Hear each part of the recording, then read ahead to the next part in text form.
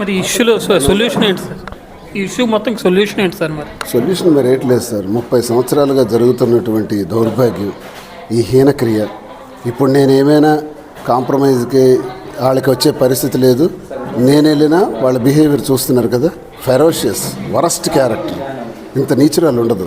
ఇలాంటి నీచురాలకు పట్టుకొని నేను ఎందుకు వెళ్ళాలి? కానీ నా పిల్లల్ని నేను చూసుకుంటాను. నా పిల్లల భవిష్యత్తు అంతా నాదే బాధ్యత. వాళ్ళకి చదివించుకుంటాను, వాళ్ళకి అన్ని భోగాలు నేను చూస్తాను. ఈమెతో డివర్స్ తీసుకుంటాను. ఎందుకంటే డివర్స్ తనే కోరింది, నేను కోరలా. కొన్ని సంవత్సరాల క్రితం తనే కోరింది.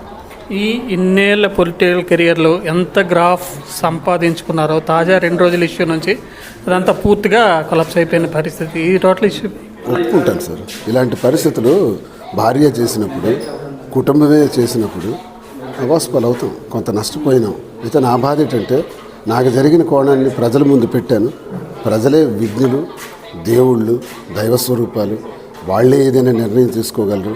నేను చెప్పిన ఈ వ్యవహారం అంతా విన్న తర్వాత, నా మాటలన్నీ విన్న తర్వాత నన్ను ఎక్కించాలంటే అందలానికి ఎక్కించగలరు, తొక్కాలంటే అధోపాతాలానికి తొక్కగలరు. సో ప్రజలకే ఈ విషయాన్ని నేను అప్పచెప్పాను. ప్రజలే నిర్ణయించాలని.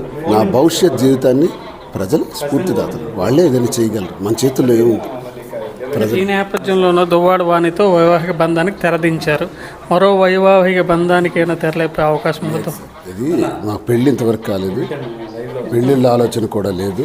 మాలో ఉన్నది కేవలం స్నేహభాగంగా వచ్చేళ్తుంది. 2 సంవత్సరాల నుంచి నా కుటుంబ సభ్యులు నాకు దూరం పెట్టేసి విడిచిపెట్టేసినప్పుడు తనే నాకు భోజన ఏర్పాట్లు అన్నీ చేసి చూసింది.